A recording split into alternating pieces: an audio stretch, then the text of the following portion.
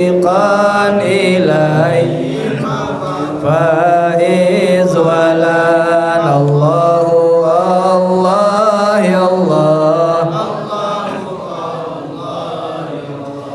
يا ربي صل على من سن خيرا من يضيئه الله والجنة نعم الوطن مأواه فاعلم وعلم واعملا واخلصا الله يا الله الله الله يا الله يا ربي صل على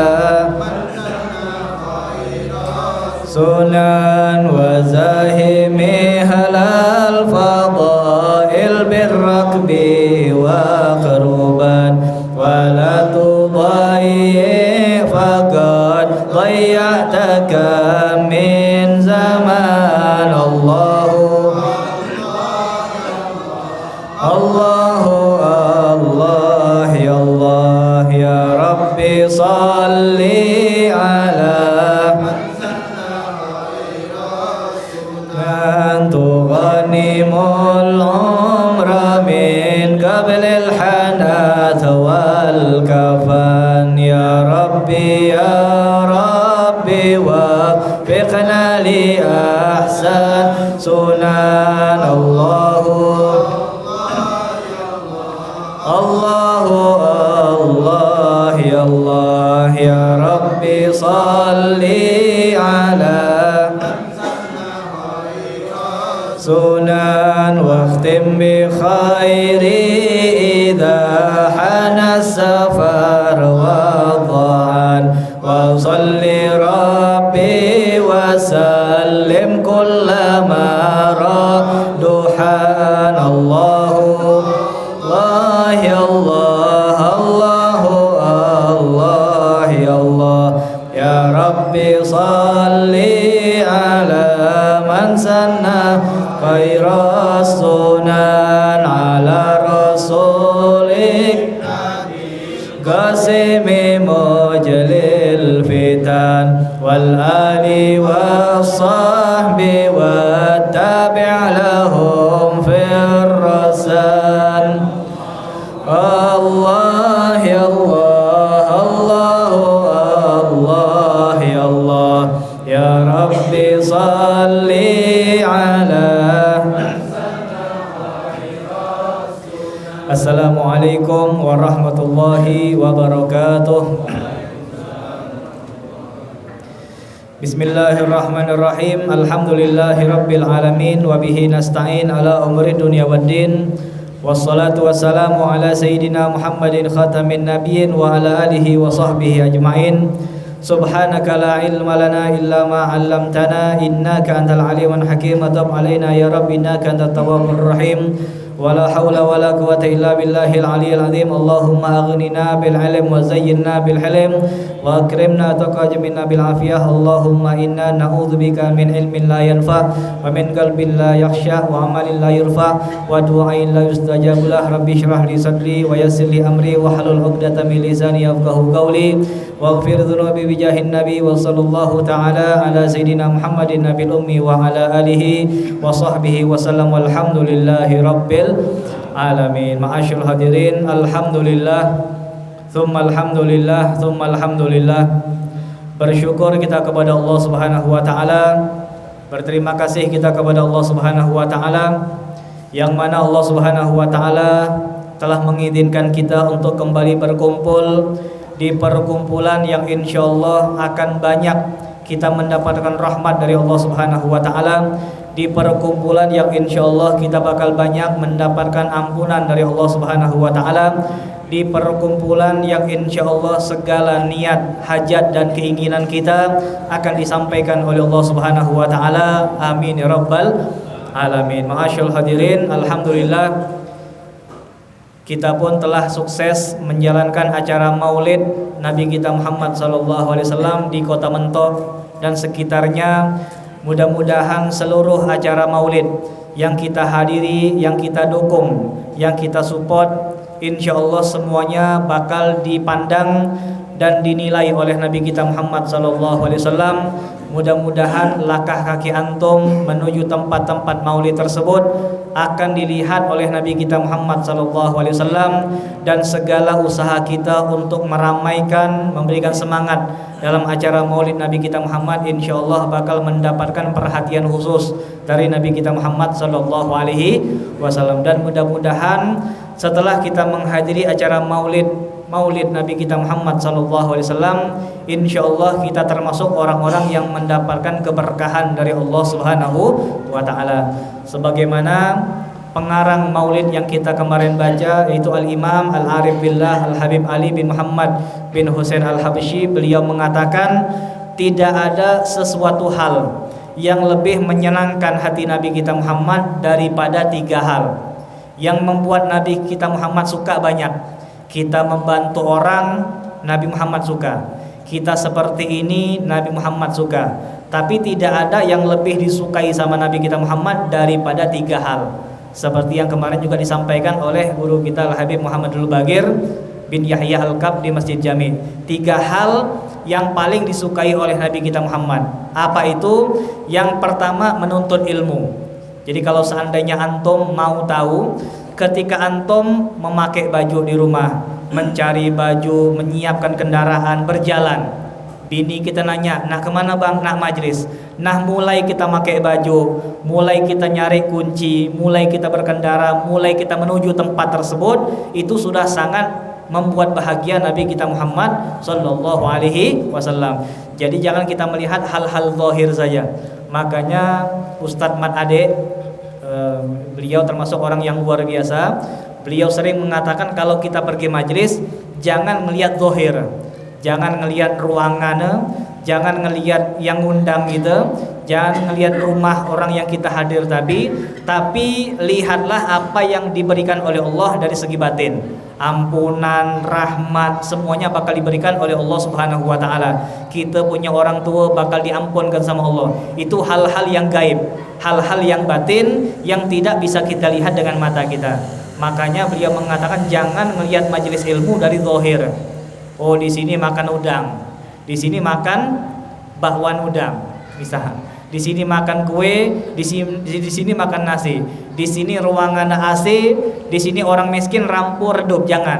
Jangan kita ngelihat zahir, tapi lihatlah batin. Kita bakal dapat ampunan, orang tua kita dinilai di mata Allah, segala hajat kita dan keinginan kita bakal dikabulkan sama Allah. Insyaallah kita bakal membuat semangat orang-orang menghadiri majelis ilmu.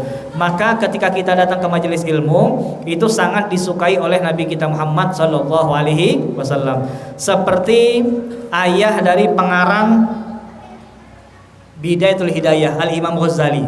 Ini biar kita semangat untuk menghadiri yang namanya majelis-majelis ilmu. Apalagi antum kemarin semangat untuk menghadiri maulid Nabi kita Muhammad. Di mana aja maulid kita bantai, macam tu kan? Maulid di Rebak Nepa, yo. Maulid di laut, yo. Maulid di gunung, yo. Maulid di mana aja, yo. Di mana tempat kita pergi, malam nih ke sini, malam nih ke sini, malam nih ke sini. Nah, ini buat semangat kita semua. Dikatakan perlu kita ketahui, Imam Ghazali merupakan ulama yang luar biasa, termasuk ulama yang dipilih oleh Nabi kita Muhammad sallallahu alaihi wasallam. Ilmunya luar biasa, takwanya luar biasa, ibadahnya luar biasa, dekatnya luar biasa dengan Nabi kita Muhammad. Nah, perlu kita ketahui, ngapa Imam Ghazali itu jadi orang yang luar biasa? Ngapa Imam Ghazali itu jadi ulama yang lebih hebat daripada ulama yang lain? Bahkan dikatakan Imam Ghazali termasuk satu-satunya ulama yang mendapatkan gelar Hujjatul Islam. Jadi dari mulai zaman Nabi kita Muhammad, setelah wafat Nabi Muhammad, di zaman sahabat, tidak ada sahabat yang mendapatkan gelar Hujjatul Islam, tidak ada. Dari zaman tabi'in, belum ada yang dapat gelar Hujjatul Islam. Sampai zaman ulama, seluruh ulama cuman beliau yang dapat predikat Hujjatul Islam. Sampai sekarang belum ada ulama yang dapat titel, dapat jabatan Hujjatul Islam. Sehingga ulama mengatakan beliau adalah satu-satunya ulama yang mendapatkan titel Hujjatul Islam sampai yaumul kiamah. Apa itu Hujjatul Islam?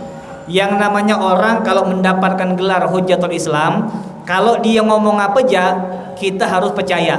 Misal Imam Ghazali mengatakan ada sholat sunnah hari Senin, misal beliau tidak mengatakan ada hadis, tidak, tapi beliau mengatakan ada sholat sunnah hari Senin.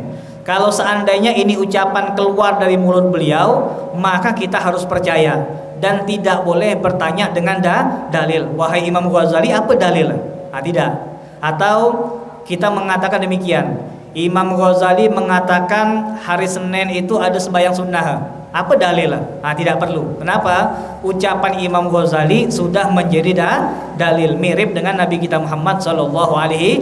Ini Imam Ghazali, ucapan-ucapan beliau luar biasa. Bahkan dalam kitab Ihya Ulumuddin pernah saya baca, dikatakan Imam Ghazali pernah mengatakan seseorang tidak boleh menjadi wali terkecuali dia harus bersabar dengan istrinya. Ini kan cocok buat kita kan. Seseorang tidak bisa jadi wali, kata beliau. Seseorang tidak bisa jadi wali kecuali kalau dia bisa bersabar dengan bininya. Ini nasihat buat antum, terutama buat saya. Soalnya saya ini walaupun kurus-kurus pengar juga nih. Bini marah segini, kita marah segini. Ini nasihat buat antum dan lebih buat ana. Ini nasihat buat ana pribadi. Mudah-mudahan dia udah nonton. Ini dikatakan bersabar dengan istri, tapi bukan ngalah, bukan kita yang ngalah, bukan, tapi bersabar. Paham kita bersabar kan? Bukan nunduk, bukan nurut, bukan bang sapu, Allah, bukan. Bersabar dengan tingkah dia, dengan ocehan dia. Kata Imam Ghazali, seseorang tidak bakal diangkat menjadi wali oleh Allah kecuali dia merupakan orang yang sabar dengan bininya. Jadi kalau antum menjadi orang yang belum sabar dengan bini, berarti antum belum jadi wali. Ustadz, saya jadi orang sabar nih, Ustadz. Apa saya sudah wali? Tes kita macam mana? Entah kita terbang, entah segala macam. Nah, ini ucapan ketika Imam Ghazali mengatakan dalam kitab Ihya Ulumuddin, syarat menjadi wali adalah harus bersabar dengan istri. Tak perlu kita nanya, Imam Ghazali ngomong kayak gitu apa dalilnya? Tidak perlu. Ketika ucapan tersebut sudah keluar dari mulut Imam Ghazali, itu sudah menjadi dalil. Ini kehebatan Imam Ghazali. Tak ada sikap pun ulama yang kayak beliau. Kalau ulama yang lain ngomong butuh dalil. Ulama nih ngomong A, ulama nih ngomong B, apa dalil? Mereka perlu dengan dalil. Tapi kalau Imam Ghazali lah ngomong, orang tidak perlu lagi apa dalil? Tidak, karena Imam Ghazali sudah menjadi dalil, karena beliau mendapatkan gelar Hujjatul Islam, tempat kembalinya umat Islam, tempat berpusatnya ilmu umat Islam. Nah, Imam Ghazali menjadi ulama yang luar biasa. Di antara sebabnya apa? Gara-gara ayah beliau. Ini buat kita lah. Jadi kita nyontoh, bukan nyontoh Imam Ghazali, tapi malam hari ini saya ngajak antum nyontoh ayah aja lah. Nyontoh ayah, soalnya kalau kita nyontoh Imam Ghazali tidak bakal bisa. Kalau kita nyontoh Imam Ghazali tidak bakal bisa. Tapi kalau kita nyontoh ayah Imam Ghazali, insya Allah bakal bisa. Jadi kalau kita ngomong yang ada manfaat enak. Tapi kalau kita ngomong tidak ada manfaat, percuma. Jadi malam hari ini saya ngajak antum dan kita semuanya untuk menjadi ayahnya Imam Ghazali. Ayahnya Imam Ghazali itu merupakan orang yang miskin. Dia orang miskin, tapi dia sangat mencintai yang namanya majelis ilmu. Imam Ghazali punya ayah miskin, tapi ayahnya tersebut sangat mencintai majelis ilmu. Pokok di mana aja ada majelis dia pergi. Ayah Imam Ghazali ini kuli, dia berkuli. Yang nama kuli itu duit tak ada. Siang dia berkuli, walaupun dia kesoy, tetap malam di majelis. Ini perlu kita contoh. Jadi tidak ada alasan, Ustadz saya tidak bisa majelis kayak ngapa? Siang begawe, sama. Saya juga begawe, kan? Saya juga ngangkat barang dari pagi sampai siang sampai sore. Saya begawe. Malam kita belajar. Jadi tidak ada alasan, Ustadz saya kesoy kalau malam. Soalnya siang begawe. Kalau saya pengangguran, tidak ada ke kantor, tidak ada apalah, wajar kalau saya majelis. Istilah dalam kurung, orang-orang yang majelis itu merupakan orang-orang yang pengangguran aja. Ini salah. Kan ini salah. Ayah Imam Ghazali kuli. Beliau kuli, bukan orang kaya, tapi tetap secapek apapun beliau, malam tetap harus majelis. Wajib untuk majelis. Malam di majelis, besok majelis, pokok tiap malam majelis.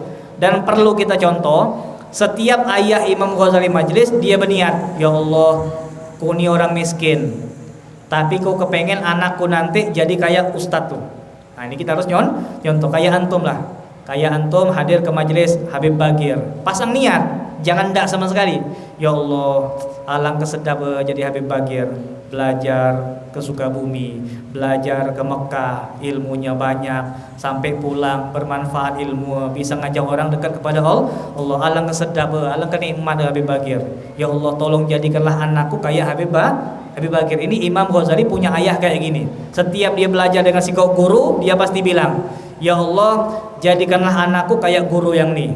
Nanti malam besok guru yang lain bola. Niat age dia. Ya Allah, jadikanlah anakku Muhammad Al-Ghazali kayak yang di depan tuh. Malam besok lain bola guru. Ya Allah, jadikanlah anakku kayak ustaz tuh.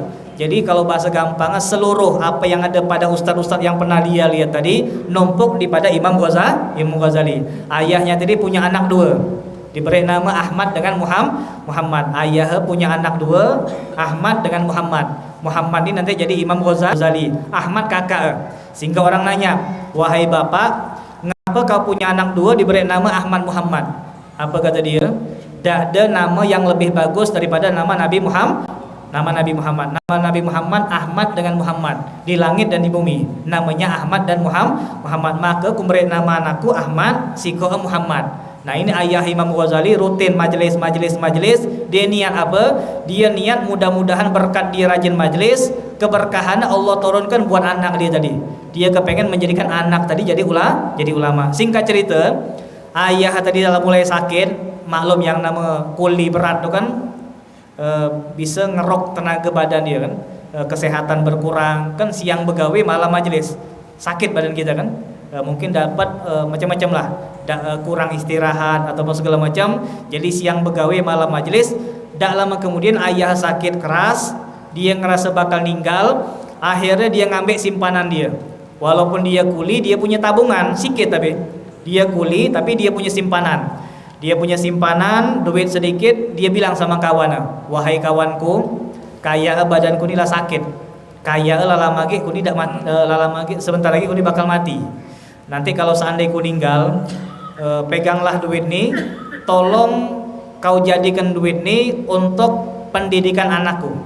Jadi gunakan duit ni buat nyantren gitulah istilahnya. Ni duit sekian, tolong kau jadikan duit ni untuk biaya mondok anak-anakku.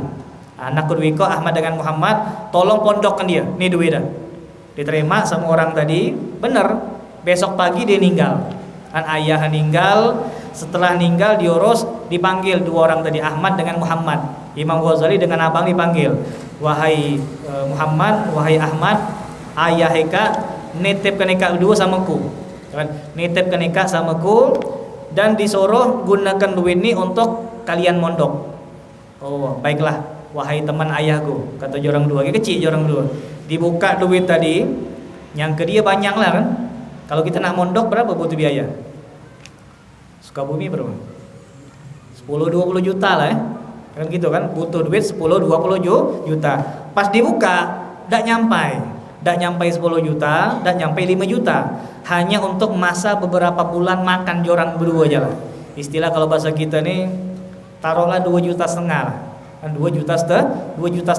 Ditengok, ya Allah, 2,5 juta. Nak mondok ke anak dua nih 2,5 juta. Langsung jujur dia, wahai anak dua, ayah eka ninggalkan duit untuk biaya mondok eka. Tapi jujur aja lah, nak masuk pondok dah cukup macam ni. Untuk makan eka aja sehari-hari, dak bakal cukup kaya. Apa kata anak dua tadi? Ya sudahlah, gunakan duit tadi dosa untuk mondok, untuk kami makan aja lah. Orang kecil, begawe lo bisa. Orang lebih kayak anak Hendra loh, bisa begawe dah kira-kira. Tak bisa kan?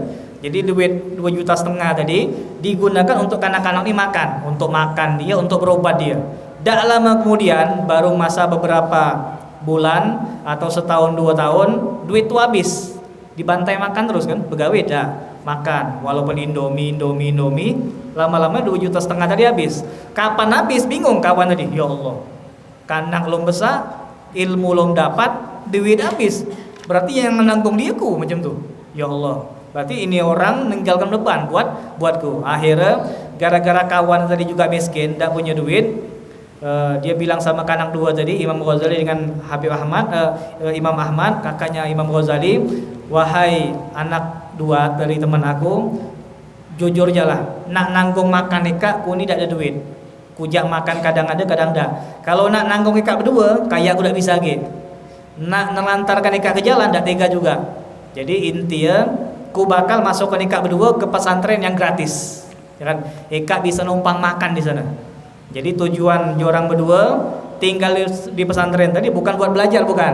Ini kalau kita nak tahu, Imam Ghazali dengan abang, waktu mondok niatnya bukan belajar. Niatnya bukan belajar, niatnya bukan nak jadi ustad, niatnya bukan nak ngambil ilmu Nabi, bukan, nak numpang makan.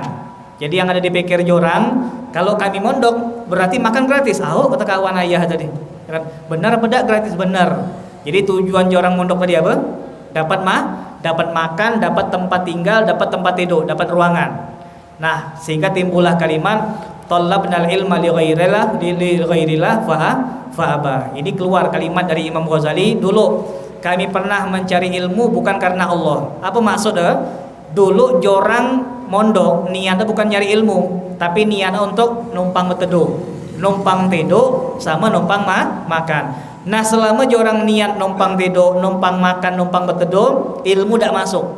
Ngapal ni tak bisa, diseru setoran tak bisa. Akhirnya jorang sadar, yang mana dengan ilmu-ilmu tadi membuat mereka sadar kalau seandainya ini niat merupakan niat yang salah. Ada niat yang lebih bagus, yang mana dengan niat yang bagus tadi dia bakal dapat segalanya. Ilmu dia dapat, harta dia dapat, apalagi hanya sekedar makan ataupun tempat tinggal. Maka mulai mereka merubah niat. Ya Allah, kalau kemarin niat kami numpang makan, numpang tidur di pesantren ini, tapi dah sekarang niat kami masuk pesantren ini untuk belajar, mencari ilmu Nabi kita Muhammad sallallahu alaihi wasallam. Ini pelajaran yang banyak, hikmah banyak. Kalau antum pergi majelis, kadang-kadang setan tuh banyak nganggu gitu. Sudah-sudahlah majelis. Tengok kawan tuh, lah 2 tahun majelis tak jadi apalah. Tahu juga kata kita. Nah, ini salah nih. Pokok ikut aja lah. Kan ikut. Siapa yang ngajar? Si fulan, ikut. Di mana? Di sini, ikut. Tak perlu nanti kalau ku majelis apa niat gua? Nanti ditanya orang apa hasil. Jangan banyak mikir. Ikut jalan dulu. Ikut aja dulu, nanti Allah bakal beri kebaikan. Kalau bukan sama anak kita, sama anak kita. Kita punya anak banyak kan? Ya insya Allah anak-anak kita ini bakal pesantren semua. Yang pesantren itu insya Allah bakal jadi semua. Dan kita berhayal mudah-mudahan Mentok ini menjadi kotanya ulama. Sekarang nih Mentok ini belum jadi kota ulama. Sekarang ini baru pecinta ulama, baru jadi pecinta ulama, baru jadi tukang khidmah sama ulama, baru jadi pecinta majelis. Nanti zaman anak kita insya Allah anak kita jadi ulama semua. Mudah-mudahan sehingga yang dari Pangkal, yang dari Belitung, bahkan yang dari Palembang, insya Allah mereka bakal ke Mentok nih untuk apa? Belajar, ngambil ilmu dari anak-anak kita. Kalau kita nak berhasil, kepengen terwujudnya niat kayak gini, jadikan Mentok nih kota ulama dari anak-anak kita yang bergerak. Dan kita yang bergerak pergi majelis, niatkan biar anak kita dijadikan sama Allah Subhanahu wa taala. Mudah-mudahan yang mondok anak dijadikan semua sama Allah Subhanahu wa taala, dijadikan mereka menjadi ulama-ulamanya Allah Subhanahu wa taala dan memiliki ilmu yang bermanfaat buat kampung kita dan juga masyarakat insyaallah. Amin ya rabbal alamin. Nah, di sini mudah-mudahan acara maulid yang kita adakan kemarin dipandang oleh Nabi kita Muhammad dan keberkahannya akan diberikan oleh Allah Subhanahu wa taala. Amin ya rabbal alamin. Menyambung pelajaran kita kemarin, wa hadza fi ghaniyin salih fa ma dhannuka bil ghaniyidh zalim. Kemarin kita sudah belajar tentang Imam Ghazali melarang kita untuk mendatangi orang kaya yang soleh. Kata Imam Ghazali, eka jangan suka mendekati orang kaya yang soleh. Bukan tak boleh, tapi jangan suka. Kan ada orang suka mendatangi orang kaya yang soleh, ngagak, dikit-dikit ngagak, jangan. Kata Imam Ghazali, ngagak orang kaya yang soleh itu menghilangkan sepertiga agama. Kan? Sepertiga agama hilang, sepertiga nilai dia mati. Misal, saya lah contoh gampang jalan. Saya taruhlah dibirang sama orang-orang luar, ustaz. Padahal bukan ustaz Kita ini cuman penuntut dan penyampai ilmu. Taruhlah saya ini ustaz. Saya ini ustaz, misal antum husnuzon sama saya, tiba-tiba antum ngelihat saya nunduk-nunduk sama orang kaya. Kira-kira di mata antum macam mana lah saya nih? Berkurang kan? Yang selama ini Masya Allah Ustaz Muhammad ini belajar zuhud, qanaah, ya kan, ibadah terus. Rupa baru tahu biang ngapa nunduk sama orang kaya. Kapan ketemu orang kaya, wah mulai lebay. Kata lebay. Masyarakat yang ngelihat saya tadi bakal hilang sepertiga hormat dia tadi. Sepertiga hormat hilang, sepertiga harga diri hilang, sepertiga agama saya bakal hilang. Di mata masyarakat jatuh, apalagi di mata Allah Subhanahu wa ta'ala. Begitu juga di mata agama. Itu mendekati nunduk-nunduk dengan orang soleh.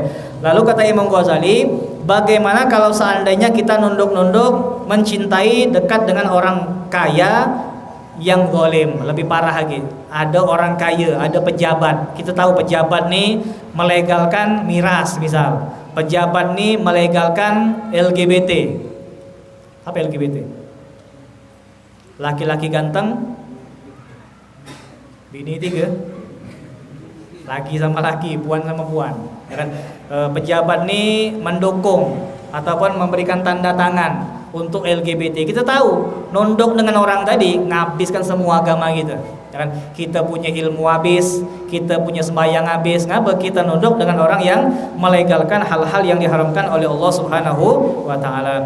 Wa alal jumlah, dan kesimpulannya kata Imam Ghazali, faharakatuna wa sakanatuka wa sakanatuka bi'adhaika ni'matun min ni'amillahi ta'ala alaik. Ketahuilah sesungguhnya gerakan dan diammu dari anggota tubuhmu merupakan nikmat dari Allah Subhanahu wa ta'ala.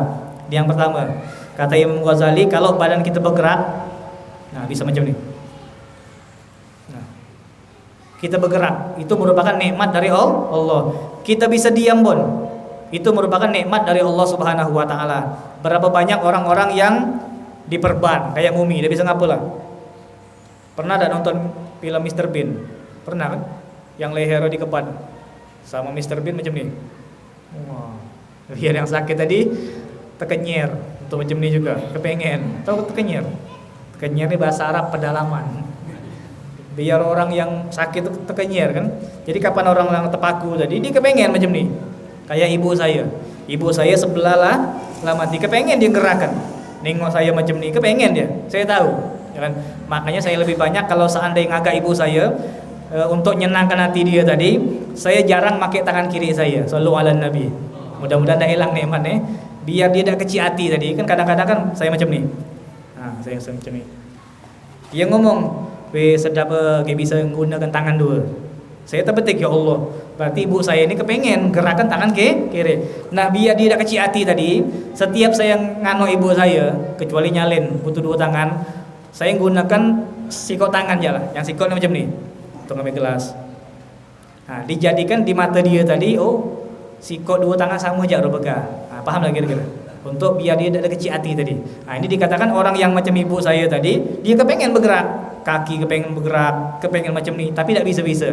Nah, ini merupakan gerakan tadi nikmat dari Allah Subhanahu wa ta'ala. Kapan kita macam ni ya? Itu merupakan nikmat. Kapan kita bisa berjalan? Itu nikmat dari Allah Subhanahu wa ta'ala. Berapa banyak orang-orang yang nonton di HP ni, di AYP Walk, di Alfa itu, apa lagi? Tulis sendiri lah. Nah, yang nonton ni mungkin di antara orang ada yang di kursi roda, ada kan?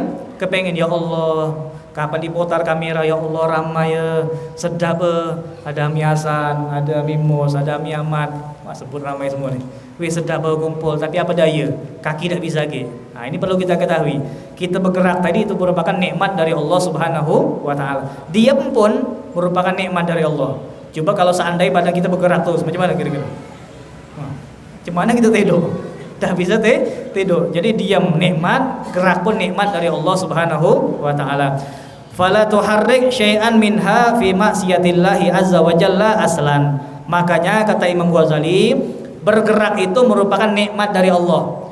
Jangan gunakan bergerak tubuhnya engkau tersebut untuk bermaksiat kepada Allah Subhanahu wa taala.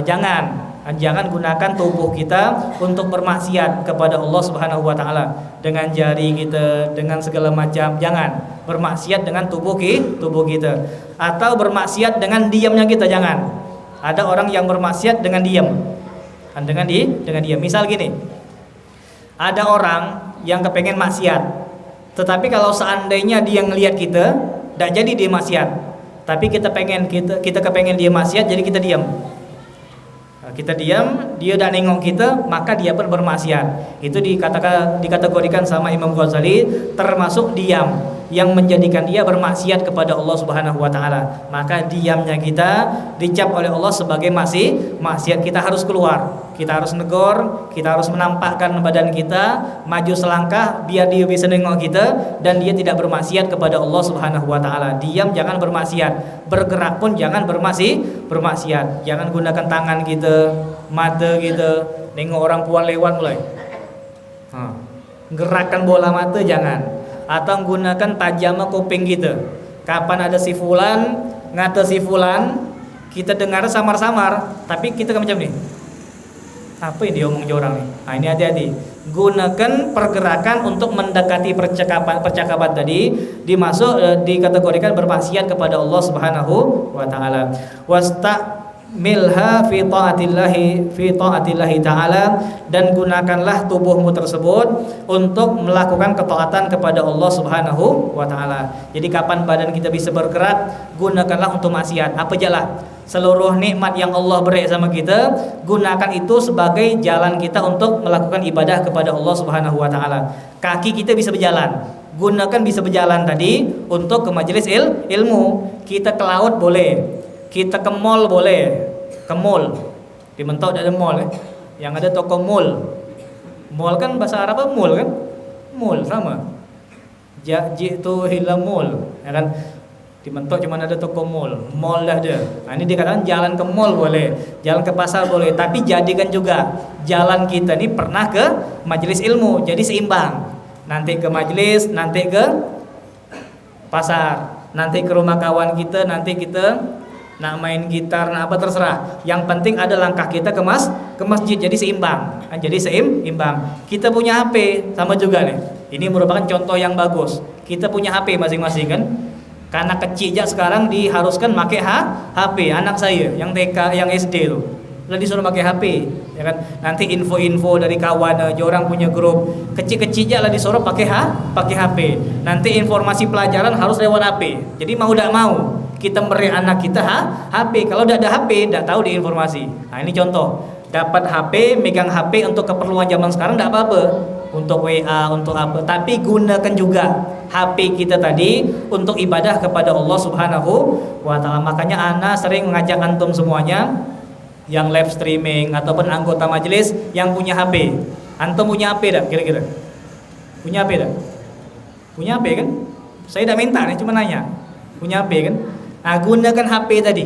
Kan gunakan HP tadi untuk ibadah. Ada undangan majelis, Ustaz Muhammad, Habib Bagir, Habib Hasan Hussein, Ustaz Fuad, segala macam. Ada undangan, tengok, sebarkan. Kita punya grup, sering saya ceramah kan. Ada grup setan, ada grup surga, ada grup burung kuak, ada grup cempedak, ada grup nelayan, ada grup ngerapek ngeraban, kan? Semua grup tadi bagi kan. Orang nak bilang, kau nih lebay, ngundang majelis kau jadak benar, diam kenjalah. Kan? Kapan kau dikata sama orang berarti kau sama dengan Nabi. Saya tidak ada tinggi-tinggi ngomongnya. Kapan kita dikata sama orang berarti kita ada kesamaan dengan Nabi Muhammad SAW. Dia jadak benar, kan gitu orang kafir kan. Nabi Muhammad berdakwah, tengok paman dia mabuk. Itu paman Nabi itu. Kita lihat. Diam, tidak retak Nabi Muhammad SAW. Jangan peduli omongan orang. Omongan orang tuh bisikan dari setan. Biarlah, itu membuat kita semangat. Alhamdulillah, aku digunjing sama orang walaupun tidak sama, minimal sejalan dengan Nabi Muhammad SAW. Ada undangan. Ustaz Rosyid ada majelis juga. Ada, insya Allah ada ucapan-ucapan yang baik. Tengok, bagi kan. Jangan ini bukan ustadku nih, hapus. Tak ada macam tu. Semua ustaz kita, kan semua ustaz kita kayak kami. Habib Nopal, guru kami juga. Habib Nagib, guru kami juga. Habib Taufik, bukan guru kami bagi juga, share gitu kan. Itu namanya cinta dengan ulama. Orang mengeluarkan kalimat, tidak peduli, oh ini guru kami, ini bukan, enggak. Selama itu kebaikan, ambil bagikan. Di Facebook bagikan, di YouTube bagikan, di status WA bagikan. Ini anjuran dari saya gunakan HP kita untuk ibadah kepada Allah Subhanahu wa taala. Kalau seandainya ada pulsa Ustaz, dosa penting-penting. Tidak ada pulsa, macam mana? Niat jadilah. Niat jadilah, maka gunakan seluruh anggota ataupun nikmat dari Allah untuk ibadah, termasuk badan kita nih. Nah, termasuk kita nih. Kita yang pakai peci, yang pakai baju, yang pakai baju kaos, itu merupakan cara kita mensyukuri nikmat tadi. Jadi kapan baju nih ditanya sama Allah, Muhammad, kau punya gamis harga 500, kau gunakan buat apa? Buat majelis ya Allah, buat ini ya Allah, pernah juga ke surau ya Allah, kan sedap. Tapi Ustaz Fahmi, kau pakai jaket buat apa? Untuk nyari ini Ustaz. Enggak kan. Selain buat ini buat apa? Samalah buat tapi orang lain. Buat ini tapi orang lain kan gak sedap kalau Allah yang nanya. Tapi kalau kita bilang ya Allah, jaket nih saya pakai buat berbakti sama orang tua, pernah ngantar orang tua saya berobat, juga pernah ke majelis, kan enak. Berarti ada jawaban kita yang bagus. Oh, baju ini salah satu digunakan untuk taat kepada Allah Subhanahu wa taala. Makanya gunakan seluruhnya untuk taat kepada Allah Subhanahu wa taala. Maka dikatakan seluruh nikmat tersebut bakal dijaga oleh Allah Subhanahu wa taala. Sebagai penutup, sahabat Jabir bin Abdullah radhiyallahu an pernah kepengen pindah masjid. Sahabat Jabir bin Abdullah ini merupakan orang yang luar biasa dan sering kita ceritakan. Sahabat Jabir bin Abdullah orang yang rumah kecil. Rumahnya maksimal orang cuman cukup 10 orang. Ini sahabat Jabir bin Abdullah rumah kecil di ujung jauh dari masjid Nabi kita Muhammad SAW. Rumah kecil maksimal cuman masuk 10 orang. Waktu itu sahabat Jabir bin Abdullah kepengen pindah. Dia kepengen pindah ke rumah yang lebih besar dan ke rumah yang lebih dekat dengan masjid. Ngapa? Biar dekat, tidak jauh-jauh dari masjid Nabi kita Muhammad SAW. Bisa dengar azan, bisa cepat ke masjid. Jadi kapan azan langsung berangkat. Ada majelis bisa tahu cepat. Tapi kalau jauh-jauh jarang tahu dia, jarang dengar, jarang dapat info. Jadi sahabat Jabir tadi kepengen pindah, rumah dia jauh, kepengen pindah dekat masjid Nabi kita Muhammad. Sampailah beliau ngelapor kepada Nabi Muhammad, ya Rasulullah, kayak aku nak pindah aja lah. Ngapa? Rumahku jauh juga, info tak dapat, azan kadang-kadang tak kedengar, kalau ada majelis ku tak tahu. Tapi kalau seandainya ku pindah, ku nengok orang kumpul, ku tahu, ku ngeliat, ku bisa hadir. Insya Allah kalau ku pindah lebih sering ke masjid. Kata sahabat Jabir bin Abdullah. Apa kata Nabi Muhammad? Jangan pindah. Ngapa jangan pindah ya Rasulullah? Soalnya kalau kau pindah, langkah kaki kamu ke masjid cuma dikit. Tapi kalau rumah kau jauh, langkah kakimu ke masjid itu lebih banyak dan itu lebih disukai sama Nabi kita Muhammad SAW. Rumah dekat paling 10 langkah. Tapi kalau rumah jauh bisa 150 langkah, ya kan? Kalau kau pindah 140 sekian hilang begitu jalan, kan? Hilang begitu jalan. Kesoy 150 tadi hilang. Pertanyaan saya, 10 langkah dengan 150, capek yang mana? Capek yang 150. Capek kawelang, lelah kawelang, usaha kawelang, ini semuanya bakal hilang. Jauhnya tadi merupakan hal yang besar di mata Allah Subhanahu wa taala. Orang yang capek ke masjid tadi itu nilainya lebih besar dan di mata Allah menjadi hal-hal yang luar biasa. Makanya dikatakan orang yang tinggal di masjid dengan orang yang tinggal jauh dengan masjid itu pahala berbeda. Sama dengan antum lah. Nanti di kampung sawah ada majelis, kita berjalan ke sawah. Itu tiap-tiap langkah bakal dibalas oleh Allah Subhanahu wa taala. Ada majelis di PLT Masjid Al-Huda ataupun di Kebun Nanas ataupun di An-Nur ataupun di mana-mana, kita berjalan ke sini. Makanya Habib Bakir mengatakan selama ke di mentok ni lom jauh. Lagi ingat tak omongan itu? Lagi ingat tak? Apa yang ingat cuman kambing kita? Nah, ini ucapan beliau tuh harus diingat. Kalau kita tidak nyatat minimal ingat. Kan minimal ingat. Terus terang kalau saya antum tidak tahu Kalau saya setiap siapa aja ceramah saya ingat terus. Kan? Setiap siapa aja ceramah saya ingat. Kayak Ustaz Fahmi. Maaf, ada orang-orang yang merendahkan beliau. kapan beliau ceramah di tempat Nagib, ada orang-orang yang kesana kayak ngolo, ada kan? Kayak lucu-lucu ya lah. Boleh kita nganggap lucu dikatakan. Tapi kalau saya pribadi, saya lebih fokus kepada inti cerita tadi. Apa kata beliau? Contohlah Imam Hasan Abdul Husain Hasan. Imam Hasan ketika berceramah dikatakan sama keluarga, coba kau ceramah. Ah, malu nanti ada nabi dah. Ini kau ceramah ini tidak ada nabi dah. Oke lah, disetel majelis, nanti dia ceramah yang tidak ada nabi. Rupa gak Nabi Muhammad kepengen tahu juga cemana cocokku ceramah. Jadi Nabi Muhammad ngumpet di balik tabir. Orang tidak tahu kalau seandainya ada nabi. Imam Hasan pun tidak tahu kalau seandainya ada nabi. Tetapi apa yang terjadi? Wibawanya Nabi Muhammad sampai ke hati dia. Kan, wibawanya Nabi Muhammad sampai ke hati dia. Antum juga harus ngerasakan. Kalau antum hadir maulid, rasakanlah di majelis ini ada Nabi. Gimana kira-kira? Antum harus ngerasakan. Ya Rabbi sholli ala Muhammad dikatakan. Kan, Maulid Habsyi dikatakan ada dua pendapat. Maulid Habsyi ini dikatakan berbeda dengan maulid yang lain. Kalau maulid yang lain dikatakan ketika mulai maulid Nabi sudah datang. Tapi kalau maulid Habsyi Nabi datang ketika mahlul qiyam. Itu pendapat yang pertama. Pendapat yang kedua mengatakan lebih hebat lagi. Kalau maulid tiba, Nabi Muhammad datangnya pas awal maulid. Tapi kalau maulid Habsyi semenjak awal kepengen kita membuat acara tadi, itu sudah hadir Nabi kita Muhammad sallallahu alaihi wasallam. Kita ke tes. Kalau kata beliau, Nabi Muhammad lade. Beliau merupakan orang yang pertama yang sudah tidak sabar mendengarkan gosidah-gosidah cucunya Al Habib Ali bin Muhammad bin Husain Al Habsyi. Berarti lebih hebat, bukan pas qiyam tapi awal maulid. Nah, kapan kita datang rasakanlah di depan tuh ada Nabi.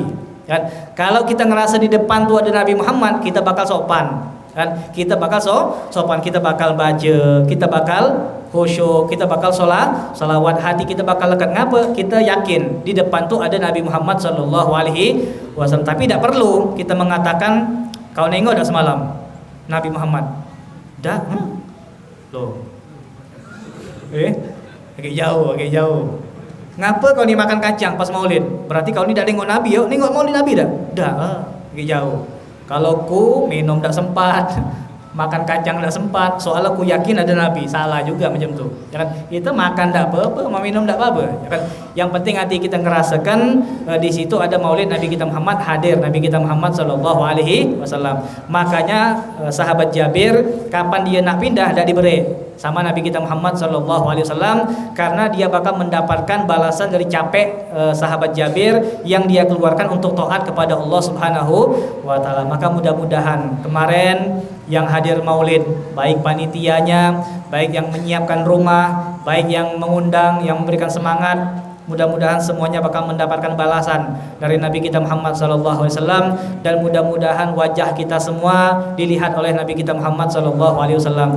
Dan kita tutup majelis ini, kita doakan mudah-mudahan teman-teman kita, guru-guru kita, Habib Muhammadul Bagir, Yahya Al-Kab, Al-Habib Hasan wal Husain yang hari ini Senin melakukan umroh, mudah-mudahan umur mereka dipanjangkan sama Allah, badan mereka disehatkan oleh Allah Subhanahu wa taala, diberikan kemudahan oleh Allah Subhanahu wa taala, dan diberikan hati yang hadir ketika mereka berziarah ke makam Nabi kita Muhammad sallallahu alaihi wasallam. Dan mudah-mudahan kita yang mendoakan insyaallah bakal nyusul semua. Dan insyaallah tahun-tahun depan kita pun bisa bersama dengan beliau, dengan mereka bisa umroh bersama insyaallah. Al-Fatihah.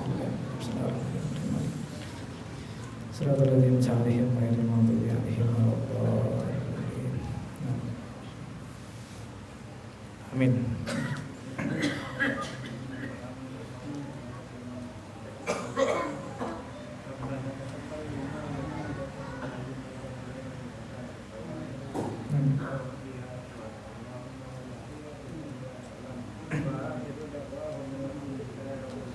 Menyampaikan undangan malam besok pada maghrib majelis di Kampung Sawah Surau Al Amin. Bagi yang punya waktu pergi, yang tidak punya waktu kalau bisa pergi. Assalamualaikum warahmatullahi wabarakatuh.